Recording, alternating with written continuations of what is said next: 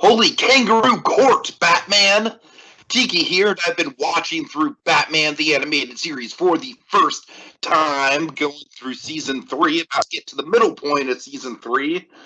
And oh boy, we've hit a big one. We've hit a crossover! A crossover! Yes, folks, and you see, long ago I made a vow about educating Tiki in the ways of Batman the Animated Series, serving as his spirit guide to Gotham in a way to take him through said crossovers like this. So tonight we're talking through Season 3, Episode 12, Trial. Dragon, does it bother me as much as it bothers you that this episode isn't just called The Trial? I don't know, I'm used to it, so. Alright. Dragon, this is a very, very good one. It's definitely the best crossover episode that we've seen so far. I think I like this quite a bit more than Almost Got Him, and I really liked Almost Got Him. It's not like one of the more thought-provoking episodes of the show by any means. It definitely doesn't have that kind of like Twilight Zone thought-provoking anthology quality to it like some of the best episodes of the show do. But for what it is, Dragon, this one's a lot of fun. It's got a lot of really fun character interactions, some nice ideas, some callbacks. I actually really like the district attorney character that Batman has to interact with. I think they have a fun dynamic. So overall, I think this episode's a real winner. Definitely. Yeah, this is definitely the kind of one of the crown jewels of Season 3, for sure. A lot of love for Trial. This one actually does make a few top 10 lists. Uh-huh. So let's see, Trial. So Trial was, a little context here, Trial was directed by the great Dan Reba, who again is kind of like the go-to guy for Season 3. He was very much kind of the character guy who really went far in the DCAU. He kind of goes on to do, episodes, pretty much a little bit of everything. He goes on to do Superman and all the Justice Leagues. So Dan Reba definitely goes a lot of places. He, of course, in the animated series, he starts off doing Zatanna. He does, here's the thing. I kind of learned a little bit more about Dan Reba than I ever had before. Dan Reba, actually, he had kind of, he did See No Evil, but he was kind of aided in that one as a director. Zatanna was, I believe, one of his first kind of solo works, and then he gets like Fires from Olympus.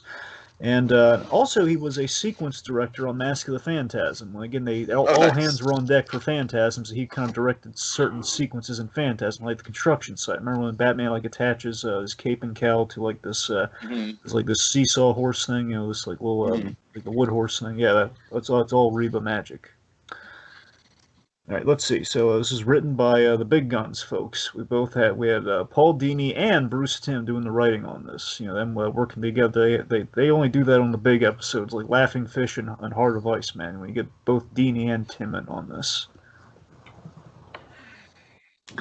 Okay, let's see. The studio that did this, Dong Yang, of course. Dong Yang, when Spectrum's away, Dong Yang will play, and they're very much kind of like the main studio, kind of the house studio of animation for Season 3, especially. They kind of perfected the Dong Yang look, through trial and error throughout Season 2, and we definitely get to see it at play here. They've done episodes like Perchance the Dream, Fire from Olympus. Almost Got Him, Laughing Fish, and Phantasm. Again, Dong Yang, they're again very much kind of the fill-in for Spectrum in many respects. So there's not a whole lot of background, but there's an important bit of background, Tiki. The important background is that initially this episode was pitched by Paul Dini. Okay. And this was pitched for the first Batman movie. What they were going to do... Oh, really? Huh. Yes, so originally Mask of the Phantasm was not going to be the first Batman movie ever. And of course, Mask of the Phantasm was the first animated superhero movie ever as well, which is a huge deal.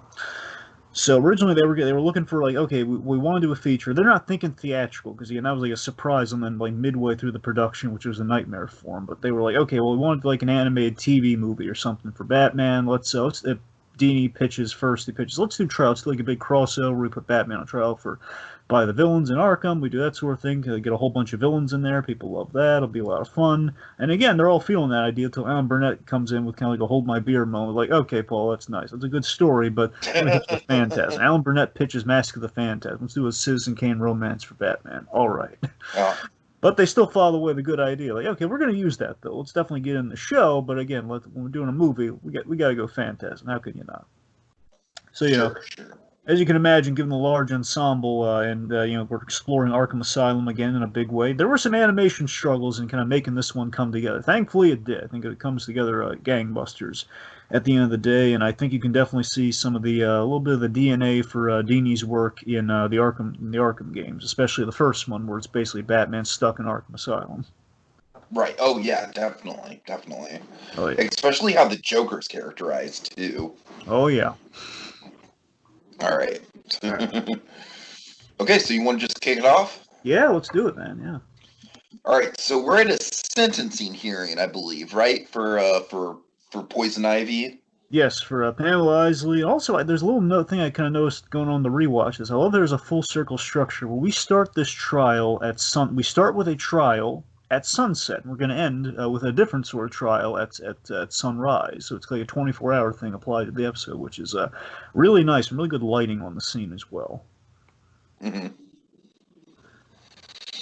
All right. So let's see. So basically, the gist of it is that her crimes could get her sentenced to life in prison, right? But because the apprehension came at the hands of Batman and not a recognized agent of the law, she basically just has to go back to Arkham Asylum.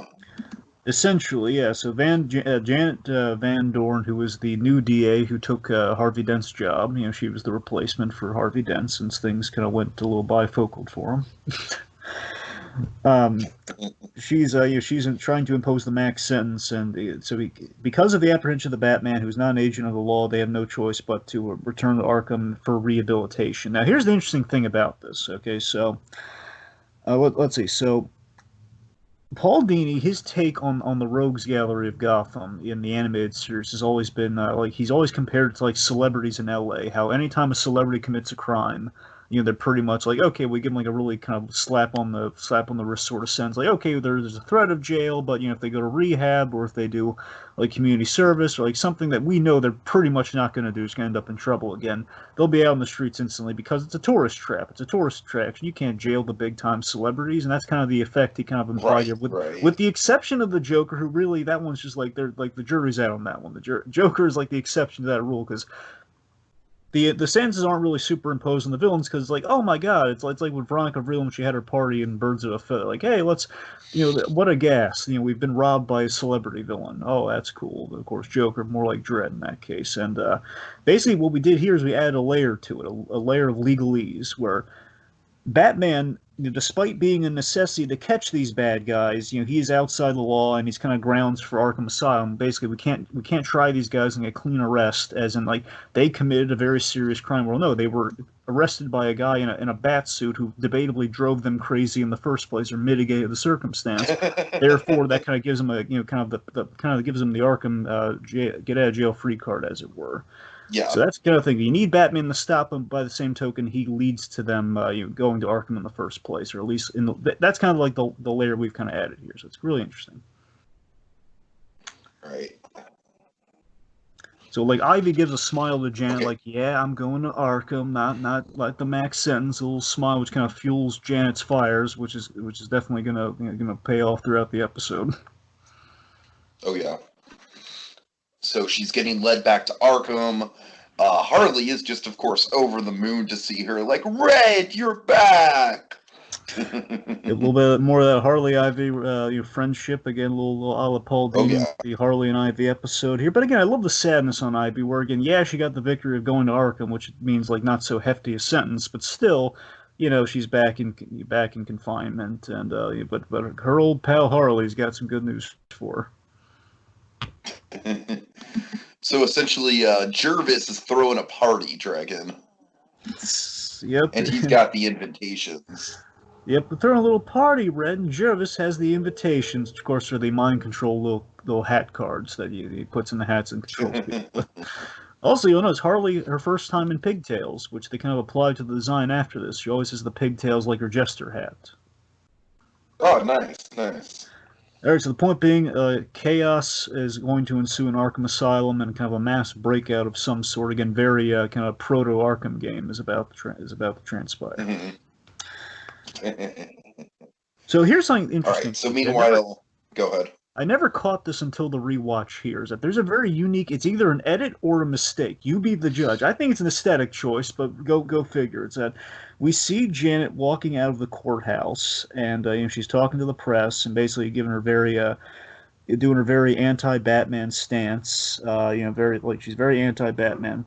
And we just saw why. I love that we visually just saw why she's very anti-Batman, because she was, going to get some justice done, and because they were apprehended by the Batman, it means, oh, we got to go to Arkham. We can't like actually get him off the streets this time. That's because there are rarely any breakouts in Stonegate. It's always Arkham. It's got a revolving door built in there. But so the Batman creates these so-called super criminals. This interview is very pivotal to the episode because the idea is the Arkham inmates are going to see this, and this is going to give them a little light bulb moment. So Batman creates these so-called super criminals and takes it upon himself to be judge, jury, with no regard for the legal system. Miss Van Dorn, it sounds like you want to put Batman on trial. And of course, here's the big Paul Dini signature, classic Dini setup line. Frankly, I'd like nothing better. Of course, oh god, that's going to put her in the hot seat later. So here's the edit. We go from the live interview to Jim Gordon's office with her in it. Right. How did she get there so fast? Well, okay, my read on it is that it's. I'm glad you point this out because I was kind of confused about it at first too.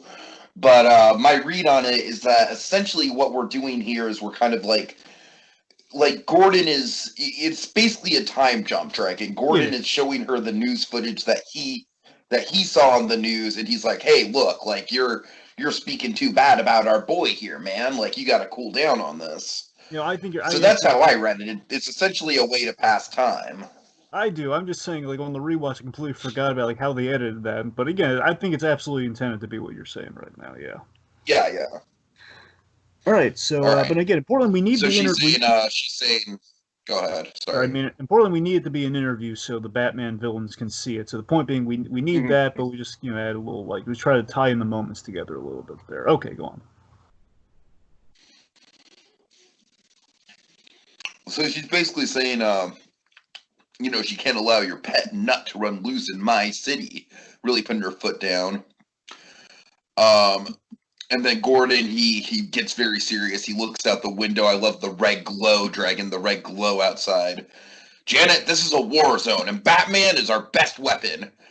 And I say he's a drug that the city keeps taking to avoid facing reality. I love all really good points, Dragon. I see both sides of the coin. Absolutely. Both very valid points. And again, like Batman being, it's kind of the constants of superheroes where you need the heroes, but they also kind of inspire or kind of like lead to an escalation factor that endangers both sides in many respects. Now, before we go any further, I want to talk about Janet Van Dorn here. So a little background. Right. So Janet Van Dorn, again, as I mentioned, Harvey Dent's replacement. Now, we saw her once at the beginning of season 3 in the Shadow of the Bat episode. I had a feeling we did. Yeah, she looked a little familiar. Now, here's the cool thing, though. I don't know if you caught this, but they actually redesigned her slightly. So what happened is, she's in Shadow of the Bat, and basically when Barbara's going to look for help for her father, like she's the lady overseeing the case, and she's like, "Come on, Janet, there's got to be some way we can help my father." She says, maybe we never knew your father. I don't know. Point being, she's not really helpful in that episode. And they redesigned her because they got a new voice actor on her. Even better, honestly, we have Stephanie Zimbalist. Now, that name may be a little familiar to you, Tiki, because, of course, Alfred played by Ephraim Zimbalist Jr. This is Ephraim Zimbalist Jr.'s daughter. Yes. See, no kidding. They were in a show together in the 80s called Remington Steele. She was the lead character, and he played her mentor, and we learned later in the series her father. Yeah. So it's really cool. That show's like a pretty... It is, yeah. Yeah. So I'm sorry. What happened was basically they redesigned her, so she actually softened in the design because she goes on an arc this episode where we kind of soften her throughout the episode. But also she actually looks a little bit like Stephanie Zimbalist in real life, which is really cool. Yeah, little fun fact. Okay. So in the midst of this debate. Batman comes in, and I got to admit, Dragon, this is not a well-timed Bat entrance. One of the few not well-timed Bat entrances. Dramatically, though, it looks fantastically. We're okay. The kid, mommy and daddy are arguing. The kid just walks in right now. Speak of the devil. Yep. So Batman enters talking about he got wind of the. It seems like he's telling him he got wind of something. Where it actually brings a little bit more to the table here. The East Side Skulls are ready to declare war on the gangs, and of course, very proudly, Janet here says, "My department's already planning a sting to catch the Skulls' leader." And of course, Batman very awesomely pulls back the blinds.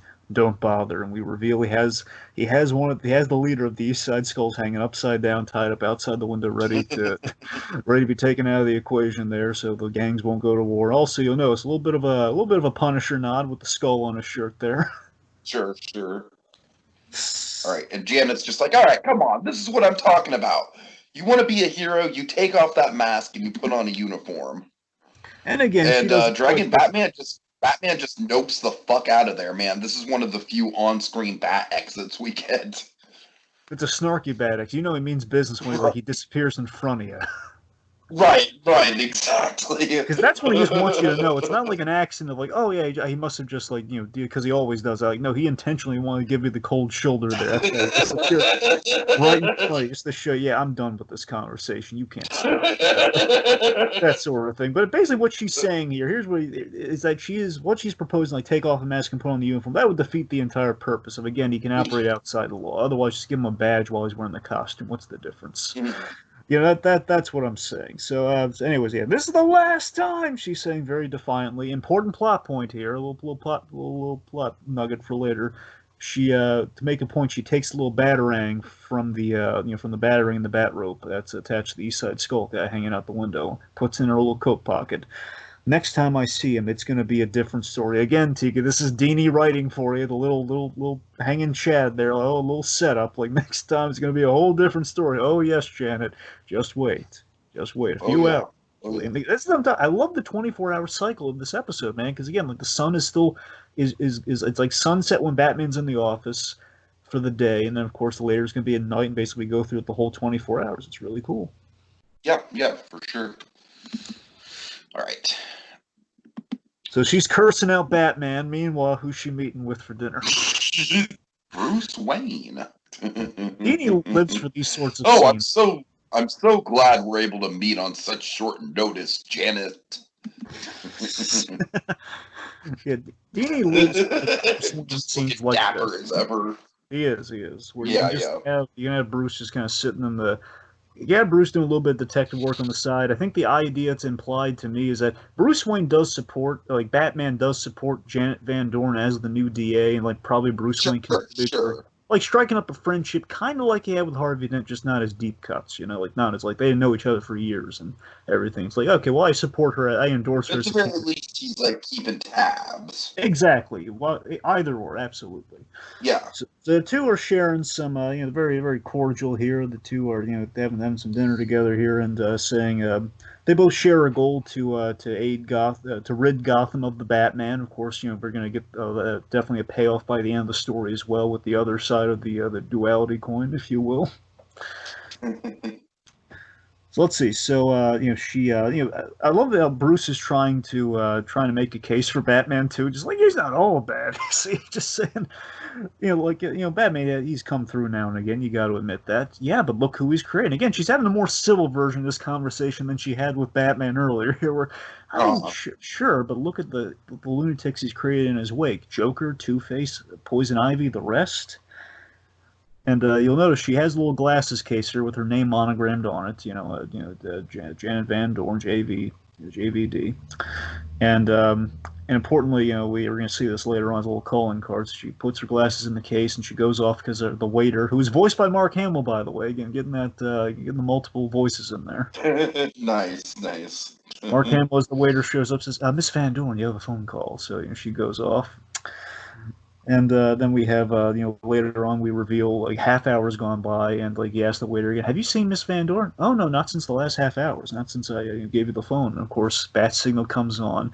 And I love, all throughout this episode, both for Batman and Bruce Wayne, I love the knowing looks. Like, we see Bruce Wayne's stone face here of, like, oh, he's got a bad feeling, she hasn't shown up, and the Bat Signal just happens to come on. This is not going to be good. Sure. Rooftop scene. Oh, yeah. All right, so Gordon reveals the JVD glasses case. It was dropped on his front desk 20 minutes ago. Not good, which means that, of course, she was kidnapped within the last 10 minutes or the last half hour. Then he gives him a note, a ransom note, Batman, come alone to where lives hang in the balance, Now, the Riddler or doesn't the do law anything. in Gotham dies. Yeah. Now, the Riddler doesn't do anything in this episode. They just got him in there purely for the cameo factor, because I guess they could. Oh, It's one, they probably couldn't get John Glover, and the episode's already packed enough as it is, because they don't have the feature length they were initially planning on. But the point is, I'd like just to give Riddler something to do in the episode. I like to think, because it's a riddle enough. I like to think he wrote the ransom note. I'd like to there think you that. go. There you go. I That's like my that. headcanon anyway. 'Cause it's a nice enough riddle, I guess. It'll work. Just to I give some. helped. Yeah, he helped.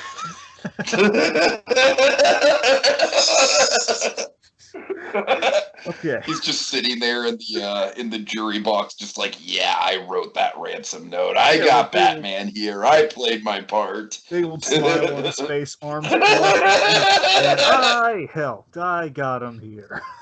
All right. Okay. Anyway, so we go to again.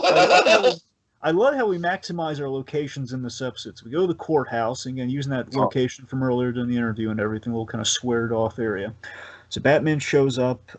He takes the bait, unfortunately, where he tells the kidnapper, "Step into the light." I said, "Step into the light." He charges at him, and of course he tackles into the Lady Justice statue. Mm-hmm. And this is a really good reveal, by the way, because again, when you walked in there was a Lady Justice statue in there, but wait, how can there be two Lady Justice statues? Right. Batman shot in the back with a poison-tipped crossbow arrow, which belongs to one Poison Ivy. Mm-hmm. Dressed up as the Lady Justice statue. But she ain't alone. Yeah, Harley Quinn's coming in there doing some acrobatic combat, a la Ty Lee, because that's all I'm going to think of when I see acrobatic combat now. But now you know who did it first. Right. Okay, let's see. Nothing. No offense, Mike and Brian. No offense. Okay. Anyway, so let's see. Batman's in trouble. He goes. Here's the thing. Batman realizes, so he goes for the bat tracking device to signal for backup, essentially. But it's kicked right out of his hand for later. It's gonna be a big plot point later on. So he's kicked in the head a couple times by Harley, then tosses Harley. This is awesome because grabs her by the pigtail jester hat thing, and he like lunges her into Ivy, just tosses her into Ivy. So then the two double team the overpowered and kind of like poison drugged up Batman here. So Harley and Ivy, they overpower him. Batman's in for the worst night of his life. Oh yeah. I do like just how in over his head Batman is, Dragon. He kind of comes in just thinking he can swoop in and save everything, and then man, he really does get overpowered. We don't see that often. I know we don't, and it was a really well crafted trap, though. That's what I really appreciated about it. Yeah, They thought everything. They got the trap, they got Van Dorn's a really well. Anyway, speaking of Van Dorn is, we reveal she's in Arkham, not just the cell, but she is in the worst place she could possibly be. She's in Arkham Asylum. Let's see. So she's then greeted by her predecessor, Harvey Dent, aka Two-Face. Oh yeah. Oh yeah.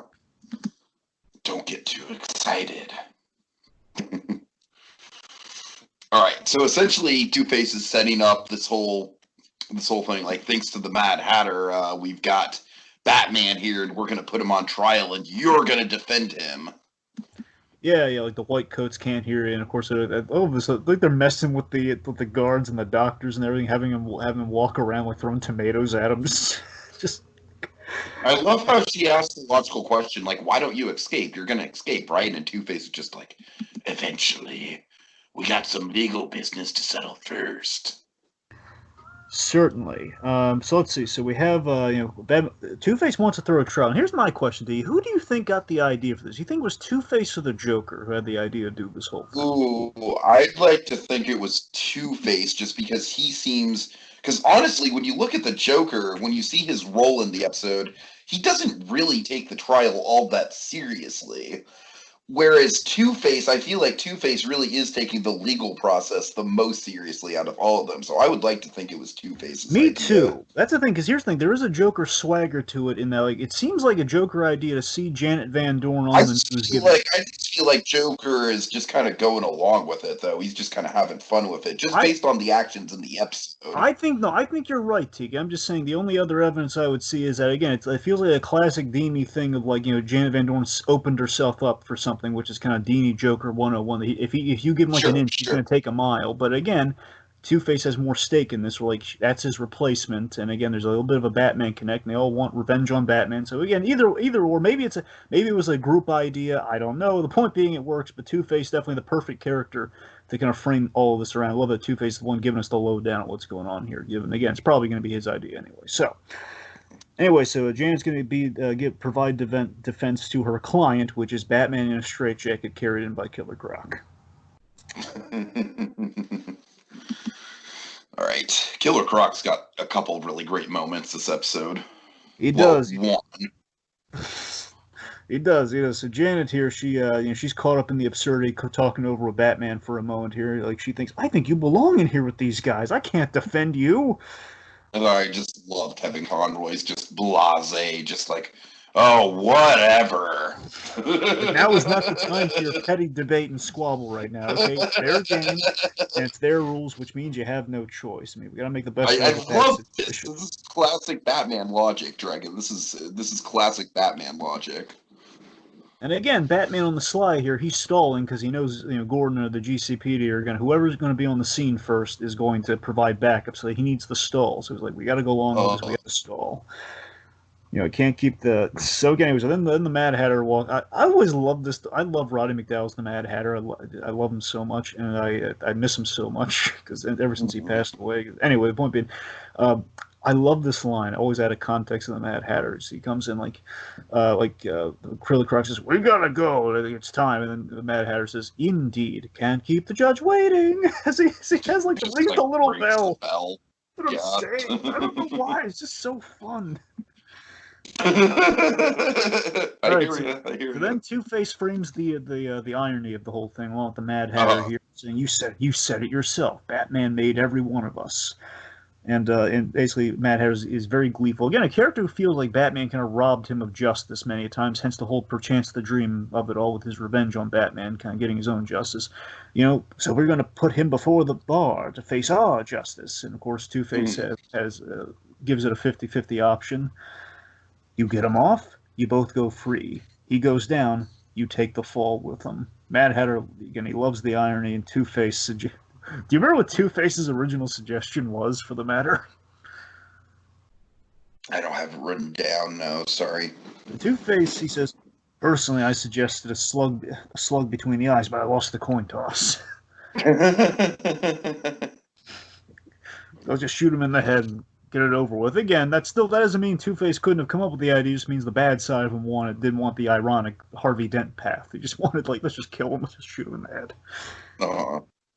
All right, so we have an audience of kind of rowdy stock inmates, rowdy kind of stock crazy guys in the Arkham jumpsuits, if you will. It's kind of the popular thing. At least they're more defined than the Senate guys and like the Sith guys in Rise of Skywalker and all.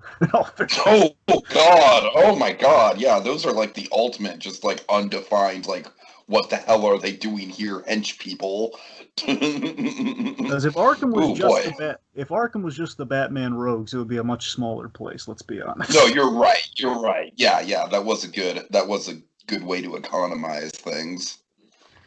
All right, let's see. So they're being led in. Basically, we're now entering the Kangaroo Court. They're being led through the phrases into the Kangaroo Court. We see again. Tiki, everything's just so on point here. We see Harley Quinn with the belt, so we establish Batman does not have his utility belt. Again, picking the lock out of this one. We're like, hey, Batsy, you like my belt? But it doesn't do a thing for me. So he's chained to the chair. He can't move. And then we have the ventriloquist coming here. Oh, boy. I'm talking about every time the ventriloquist comes. Yeah, I love this. It's a great callback. It's, this guy's only been gone like a few episodes, right? Yeah. It's been like maybe one or two episodes. So the ventriloquist is very meekly like, Hear ye, hear ye. Oh Oh yeah, no, I'm sorry. oh Oh yeah, yes. oh yeah.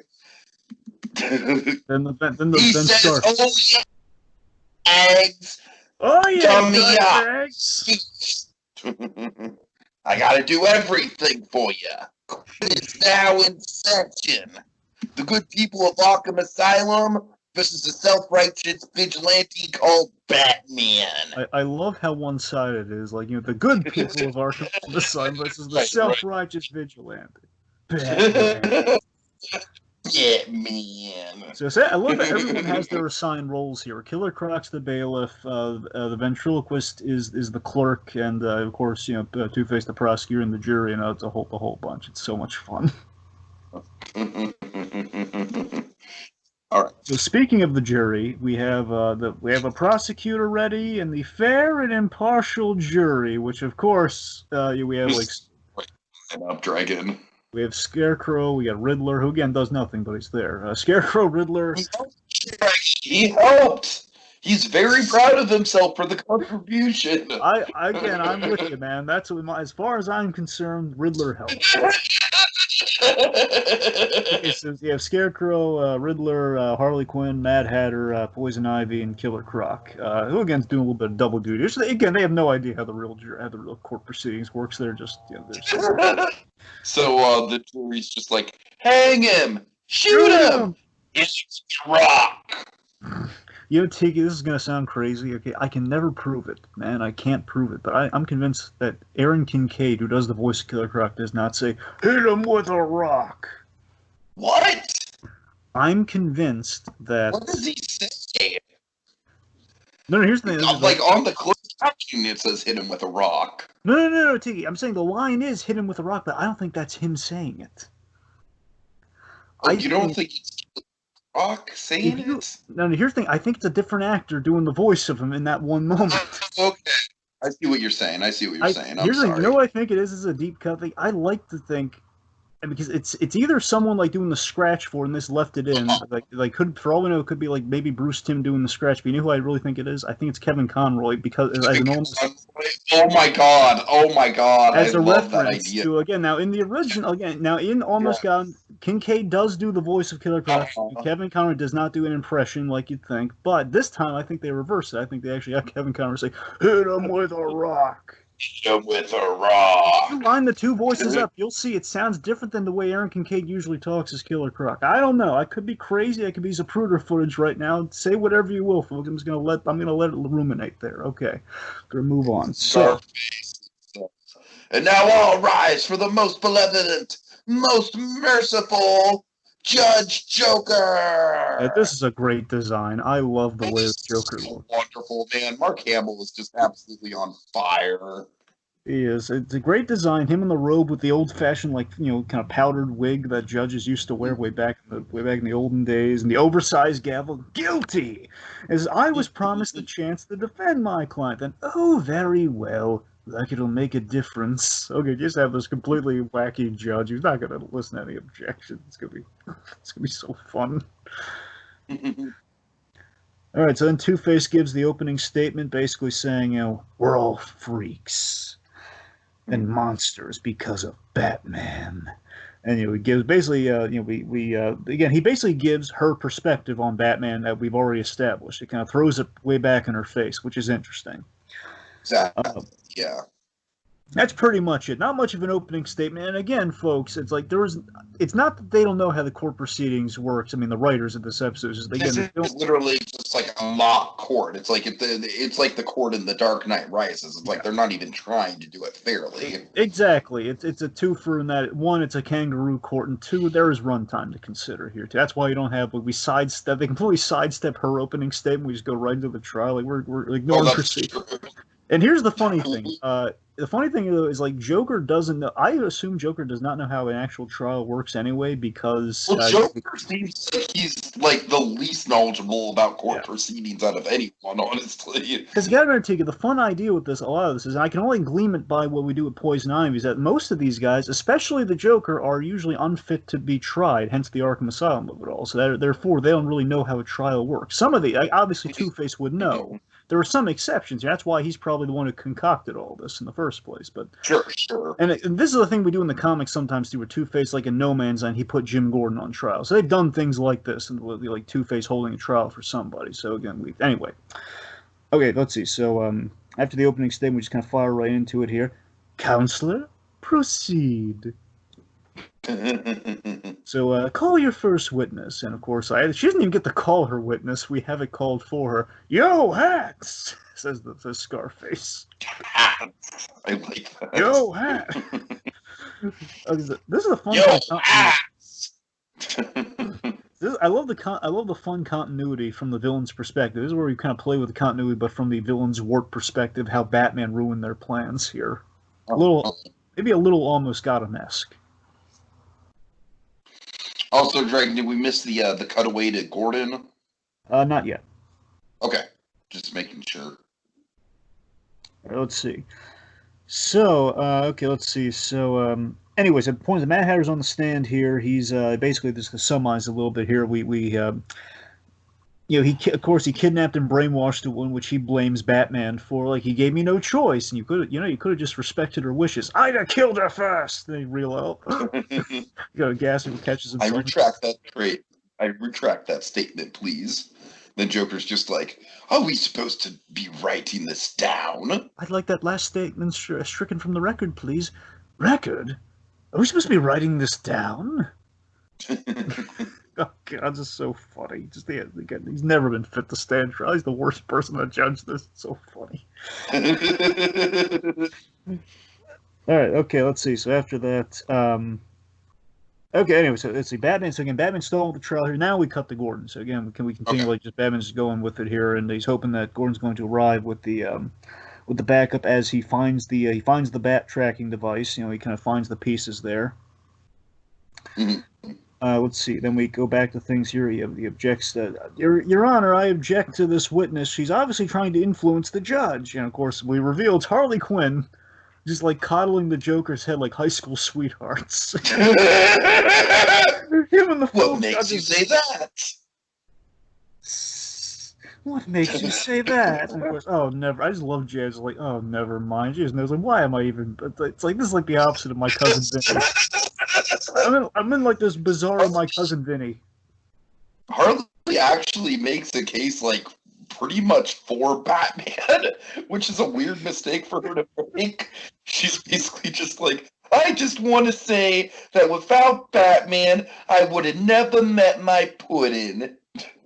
And two things here, because one, again, she's absolutely right. Batman would be no Joker. Thank you, Batman. Of course, when she says that, this is what cracks me up. Okay, I love you can see Batman squints, like his little glares are like extra pronounced in this episode, because if he does it, like he's like, oh God, I hate that she's right about that. It's like that. Like in a few moments, like you can see like Batman knows something bad's about to happen, or he's just like really regretting. Oh God, I wish Harley would just shut up right now, because I hate being reminded of that. Okay, let's see. And also, by the way, this is a huge landmark for Harley Quinn, Tiki. This is the first time, as Janet goes on here, this is the first time we've ever referenced her origin in the animated series. Where before this point, she was just like, Clay's, kind of. She was just like. We bring up Harley Quinn. Well, this is the first time we bring up like she was a doctor at Arkham, and here's why. In this year, when they were making the episode, I want to say at the same time, I don't know if maybe this episode gave them the light bulb moment or not, but. Paul Dini and Bruce Timm were working on the comic that would eventually be lumped into the animated series. That it did the whole Harley Quinn backstory, the whole Mad Love story. Right. So it's interesting. I really wonder if this is like when the first time they actually, we're going to mention Harley Quinn's origin, so we got to figure out what that is, and then maybe that kind of spun off. Let's do a comic on it. Then of course, ultimately, let's do an episode on it, and of course, it's history from then on. Interesting. Huh. Of course, she used to be a doctor before the Joker twisted her mind. Says, you're just jealous. You don't have a fellow as loving and loyal as my pudding. And of course, like Joker's like blowing her a kiss and everything. It's like, oh. So then Janet points something out, Tiki. What does she do? Well, basically, she points out that the Joker essentially flinked on you in hopes of getting time off. Is that true, Puddin'? Finked is such an ugly word, and of course she's peeved and she's like throttling him, and this classic Harley Joker. You lousy scum-sucking creep! The witness is excused. As like Killer Croc, she's bashing Killer Croc off screen. Hey, lady, watch it. So, so then let's see. Ivy is on the stand next. Uh-huh. And Ivy's making the point, you should have let me bump off Harvey Dent. We all would have been better off. Isn't that right, Harv? And of course, we have this hysterical cut to Two-Face, like just flipping the coin, pissed off. Just like, no, why you running? I'll put you through that wall. Oh, God. Anyway, let's see. So, of course, basically, in short here, Janet's pointing out Ivy's plant obsession, which is like a rose. Ivy's trying to play it cool here.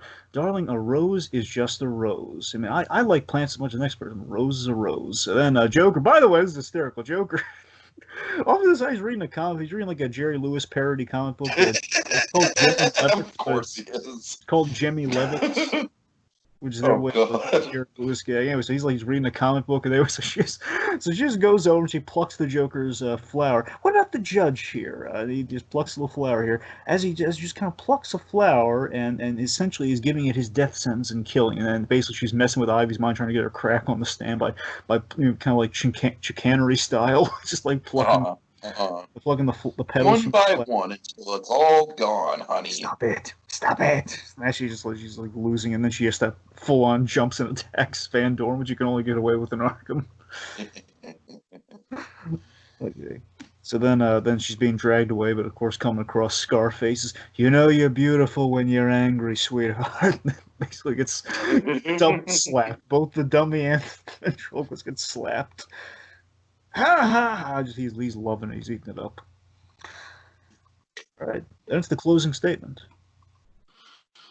All right. So Van Dorn basically says, I used to believe Batman was responsible for you people, but now I see that nearly everyone here would have ended up exactly the same, Batman or not. You'd all be out there in some form or another, bringing misery to Gotham. The truth is, you created him. Yep, I mean, the gimmicks might be different, but you created him, essentially, yes. So, let's see. So, meanwhile, Jim Gordon's fixed the tracking device. He fixed a little Batwing on the other side of it, so now he has a location where basically what Batman was transmitting, basically where his belt is now, I guess. And I love this moment with Jim Gordon here, where you see, like, the horrified reaction. Well, there's nothing past there, but Arkham. It's like he realizes, oh, God, Batman's in big trouble. We got to bring in the cavalry, man. Pronto. Right, so now it's time for the verdict. I love this little moment where she's comforting Batman. She's gone on such an arc of like she was against Batman. She's kind of seen, maybe I was wrong about that. I mean, I know I'm doing this to save my skin, but I've actually kind of taken the life lesson at hand here. And she just puts her hand on Batman's shoulder, gives him a smile like she would do for any client. Like, hey, man, chin up. We're gonna win this. So then the Mad Hatter delivers the verdict, man. I love this shot too. I love the full close up of the Mad Hatter's face because I love like just the calm demeanor on his face. We find the defendant not guilty.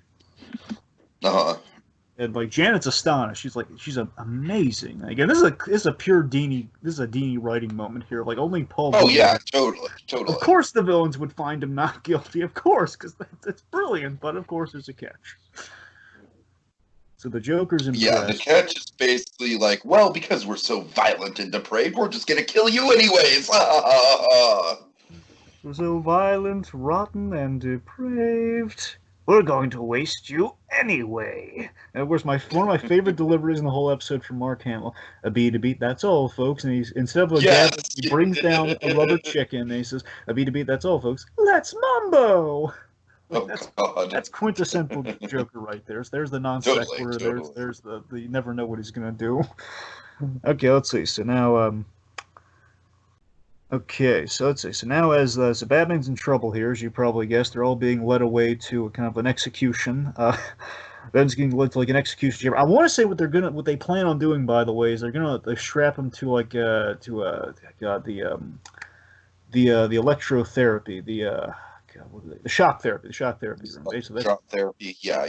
That's essentially what they're planning. They're going to electroshock therapy him to death. Essentially, it's because there's like a generator there with electric wires. I think that's what they're planning on doing with him here in terms of how they're going to do him. Then anyway, so they're leading Batman to his doom, and Janet as well. She's pleading for help that ain't coming with those brainwashed guards and doctors. She's not going to end well. He's strapped to a table. As they drop Janet, she realizes, "Oh my gosh, look at the batarang from earlier. It's like the match, and it's like the match in the holster. It's her matchstick moment, man." Totally, totally. Now we have the big moment of truth here. Joker emerges as an Irish Catholic. As an Irish Oh Catholic God. priest in a mask. Oh, it's you've held secret for so long. For so Dragon, many I want years. to know where I want to know where Joker's getting all these costumes this episode. Well, here's That's the what I thing. I want to know know. he has the judge's robe, but he has like the collar though and the hat. So look,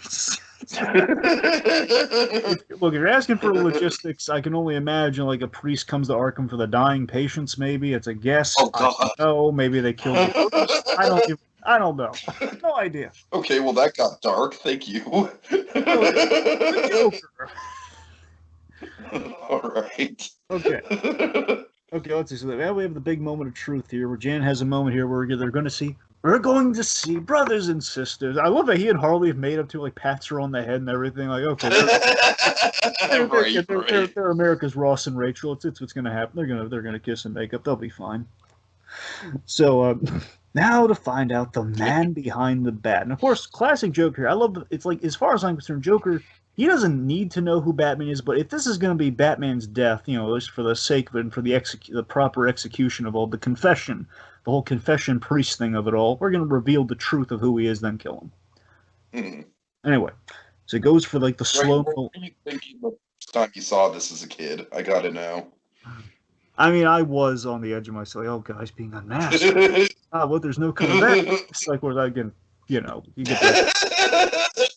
I mean, again, you knew she had the batarangs. I mean, a part of me is like, oh god, I hope she's gonna get to it in time. But it's like the question, like, how far are they gonna get with the mask, or like, are they gonna change it? It's what it is. The point being, a big dramatic moment.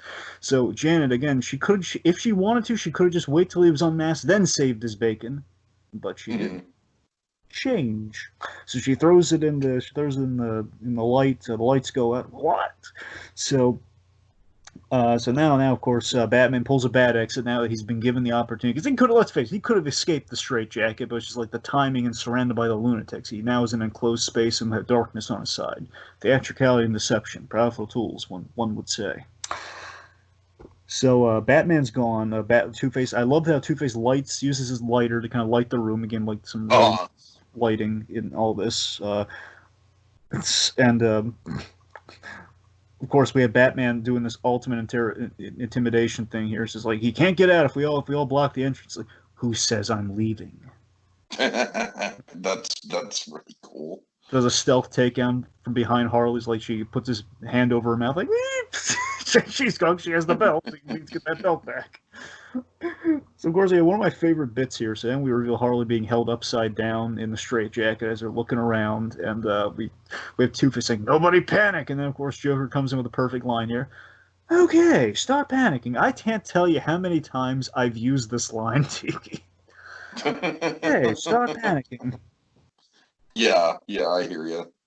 I feel like I've seen that line in trailers too, like in like comedy trailers. Like, all right, nobody panic, start panicking. I feel like I've seen that before. I feel like I don't want to call it a trope, but I know I've seen that line I know what before. You're thinking of, though. What am I thinking? Toy Story 3. Yes, you're right. Start panicking. Should we panic? It's the perfect time to panic. Well, maybe, but not right now. That's what you're thinking of. That's exactly what I'm thinking, yeah. There you go. Anyways. Okay, the point being, stealth grabs Harley. He's got the door, like, start panicking. And of course, now we have, like, a fight of Batman in the shadows here where he's going up against Killer Croc because Croc is blocking the door. We have really, again, well-lit fight with Batman in shadows. I just love the shadow work where you can see, like, the Joker's yellow teeth and eyes through the ceiling. Like, really good lighting and effects throughout this whole thing here where... So he's fighting Croc. Joker grabs Scarface's Tommy gun and he says, "Well, you hit Croc. What's your point?" So Batman's dodging the bullets in the gunfire, which hits the generator. And of course, it always hits Harley too. Like Harley dodges it, like she lifts herself up to avoid the gunfire and gives like Joker, like, "Yeah!" Like a lady is like, "Oops, sorry, pudding," kind of in a look alone. It's like, "Hey, watch it, clown," says Killer Croc. And poor Croc here. Croc just can't catch a break this whole episode because he's getting hit by everybody. So an explosion. The generator of the shock therapy thing explodes, and wires electrocute the crap out of Killer Croc, so we get rid of the muscle of the episode. Mhm. So Batman takes the opportunity to escape with Janet while all this chaos is going down. They're chased by inmates. Scarecrow meets him on the stairwell. Now, Tiki, you're probably wondering why the Scarecrow doesn't speak this episode. Yeah, sure. Why? The actor actually had throat surgery, so he couldn't be there. So they had to. That's why he's mute during the episode. I mean, I got to admit, Dragon, it wasn't that much on my mind because Scarecrow is kind of like one of those characters where, he is pretty visually intimidating in his own right. So You're right, he is. I just want to kind of get that in there. I feel like the Riddler not talking is a little bit more distracting. Yeah. I think you're right about it, because it's the freaking Riddler, man. You have the Riddler. That's what I'm saying. Yeah. I can't tell you how annoying it is. So many people, like especially the older folks, they always get Joker and Riddler mixed up. I don't understand how. One's green, one's purple. How hard is that? But it's the point being, anyway. First time they've ever shared. I think the first and only time they've ever shared an episode together. By the way, it's Joker and the Riddler in the same room in the animated series. So anyway. So, point being, Scarecrow's there with the scythe, which looks really cool and intimidating. It's kind of a sly pull. Yeah. It's a sly pull from Arkham Asylum, Mysterious Health, Mysterious Earth, by the way. Like Scarecrow with like the giant rake thing, or like a giant pitchfork, or like scythe in this case. Mm-hmm. So basically, they're cornered because you have Scarecrow with a giant scythe on one side, and then the Iniquity on the other side with the Scarface, Poison Ivy, and Two-Face going down there. So, oh god, they're trapped in the corners. Basically, Batman dodges the scythe coming down, which kind of leads to the running gag with the ventriloquist in all the episodes. We got to dismember the doll. You have to dismember the dummy in an excruciating way each time. In this case, we beheaded him. I'm it, boys!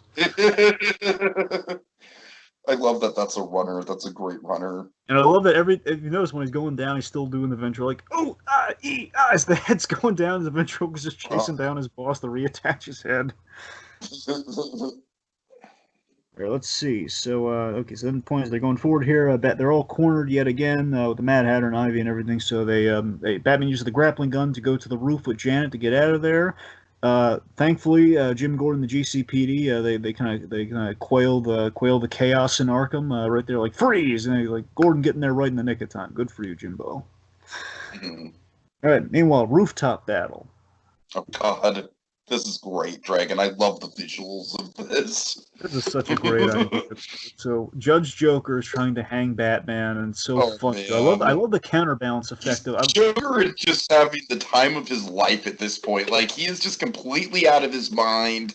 Like the scenario that he's been involved in, the trial, is just completely falling apart. But you know what? He doesn't care. He's the Joker. He's just gonna swing his mallet and have a gay old time, and just look good doing it, Dragon. And that's what I love about this scene. It's quintessential, just Joker being off kilter and crazy in a good way. I love the staging of this, where again they're counterbalancing each other like the scales of justice, which is a really cool cool symbolic thing. Have the two kind of tethered by this rope that they're swinging. He's swinging on the rope that Batman's been tied up in. So it's really, really cool. So of course I have this great line by Mark Allen here, like, "Old hanging Judge Joker, that's me."